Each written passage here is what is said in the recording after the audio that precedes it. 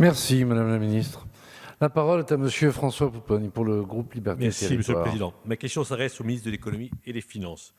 Nous nous apprêtons à examiner un second budget rectificatif qui doit adapter les dispositifs d'urgence d'aide aux entreprises. Nous l'avons dit, ces dispositifs sont nécessaires. Nous avons aussi relevé la faiblesse de certaines enveloppes et pointé les manquements. Des ajustements seront visiblement faits, et c'est une bonne chose, pour élargir la garantie bancaire de l'État ou augmenter les fonds de solidarité.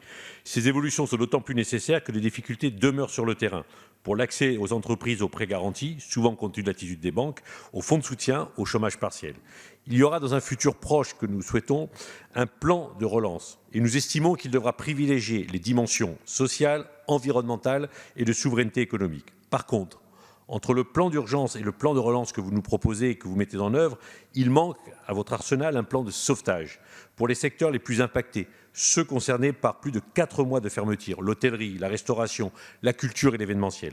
Certes, le Président l'a évoqué hier, c'est une bonne chose, un plan spécifique, mais qu'il est urgent de préciser.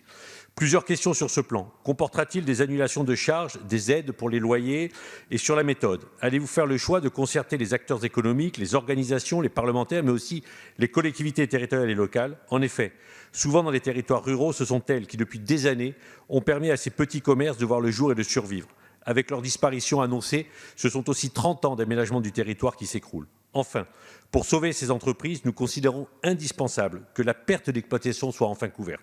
Ma question est donc simple. L'État est-il en capacité d'imposer aux assurances de participer à la prise en charge de cette perte d'exploitation? Et s'il n'y parvient pas, envisage-t-il de porter seul un fonds perte d'exploitation pour ces activités? Par ailleurs, pour que ces entreprises remettent en marche leur outil de travail, il faut pour certaines d'entre elles plusieurs semaines.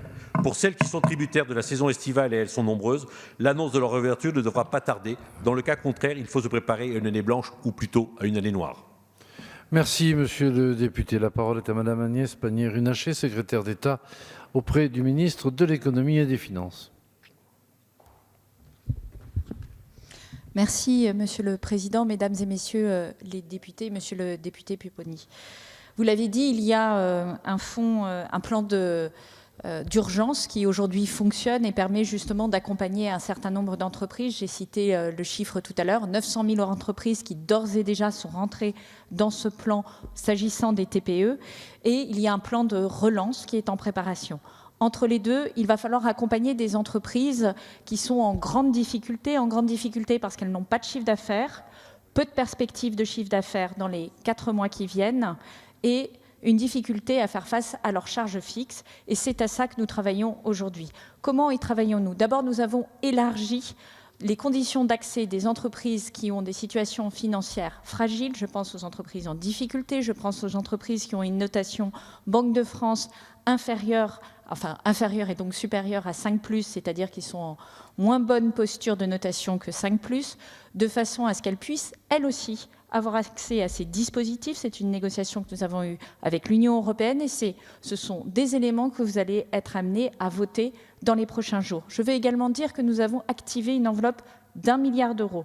1 milliard d'euros de FDES, vous connaissez ce dispositif, il était à 75 millions d'euros auparavant, il est aujourd'hui élargi pour accompagner plus massivement les entreprises en difficulté et surtout pour accompagner les plus petites d'entre elles, puisque nous allons déléguer une partie de cette enveloppe à nos directs, à nos services régionaux qui, comme vous le savez, travaillent en très bonne intelligence avec les collectivités locales, au premier chef les régions qui sont à la manœuvre sur le développement économique et qui, d'ores et déjà, ont prévu des mesures pour accompagner ces entreprises.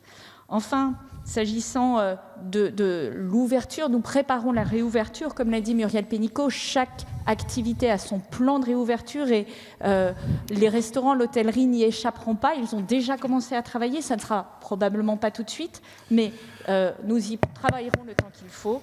Enfin, sur les assurances, là aussi, nous Merci, approfondissons Madame la l'action. Ministre. La parole est à Monsieur